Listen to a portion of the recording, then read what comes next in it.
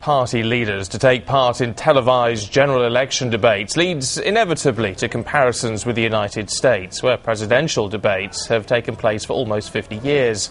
The first debate for the 1960 election drew almost 70 million viewers and proved just how important appearances are. Richard Nixon looked sweaty and uncomfortable, and it was his opponent, JFK, looking tanned and more relaxed, who went on to win. Gaffes are also to be avoided at all costs. In 1976, Gerald Ford was doing well against Jimmy Carter until he claimed Russia had no influence in Eastern Europe. There is no Soviet domination of Eastern Europe, and there never will be under a Ford administration. Well, in more recent times, Barack Obama and John McCain were prepared to say to each other's face what they regularly said in negative attack adverts. It's a matter of fact that Senator Obama has spent more money on negative ads than any political campaign in history, and I can prove it. Bob, your network just did a poll showing that two-thirds of the American people think that Senator McCain's running a negative campaign. Versus one-third of mine. And 100%, John, of your ads, 100% of them have been negative. Well, our White House commentator, John Christopher Buer, joins me live from Washington. I mean, they do make fascinating viewing, John, but how significant is this development for the UK, do you think, when we look at the exposure, the danger that this puts our party leaders in? Well, it puts them in exposure, but it also gives the British people an incredible opportunity to see these three candidates really under the gun.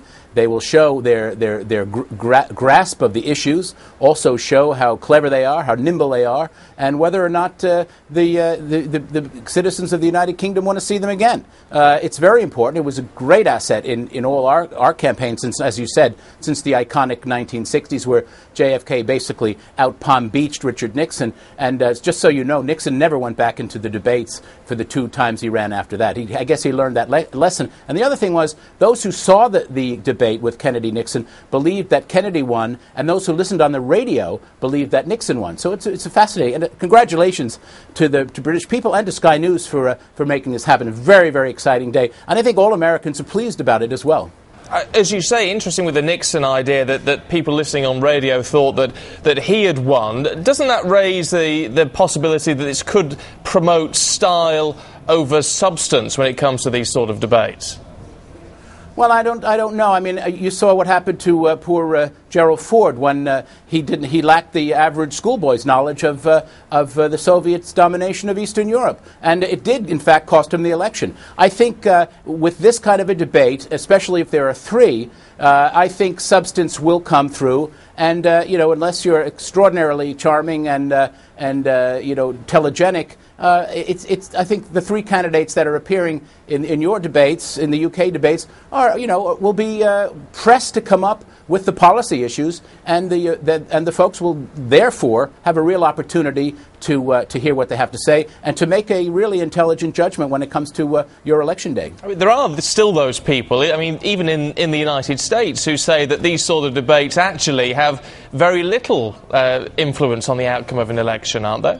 Yes, I've had many my own debates with my fellow colleagues in academia who say they don't really have any impact. But the fact is, Steve, you know that once one of these debate guffaws or boo-boos are made, it is reproduced. It's seen thousands and thousands of times on YouTube. So it's not just that one time. And no matter what all the trainers and promoters can say, one bad answer under those lights could in fact cripple a very well-polished campaign. John Christopher Buer, good to talk to you. Thank you. Always. Thank you. A British serviceman killed in an explosion in southern Afghanistan has been named tonight as Senior Aircraftsman Marcin Wojtak. The incident took place while he was on patrol near Camp Bastion, near Helmand province. His family have been informed. 4 people have been killed in the Philippines after the northern province was struck by a super typhoon. A nationwide state of calamity has been declared by the country's president. 33,000 people have been told to leave their homes. The disaster follows last week's severe flooding, which claimed nearly 300 lives. Elderly people would no longer be forced to sell their homes to pay for a place in a care home in old age under Conservative Party plans. Under a home protection scheme, the party would allow 65-year-olds to pay a one-off fee of £8,000 to waive all residential fees for life. But the Health Secretary Andy Burnham says the proposal is counterproductive. Well, quite simply, these figures can't add up. In my view, there is no way that they could make this offer to stick at £8,000. And also it begs a lot of questions. What about those people who need help in their own homes? For me, the future is helping people and supporting people to stay in their own homes, not encouraging older people into residential care. Lots for you online tonight, skynews.com, and they're Ben Fogle and James Cracknell's 450-mile rickshaw challenge. Coming up, stay in or get out, what Britain should do next in Afghanistan.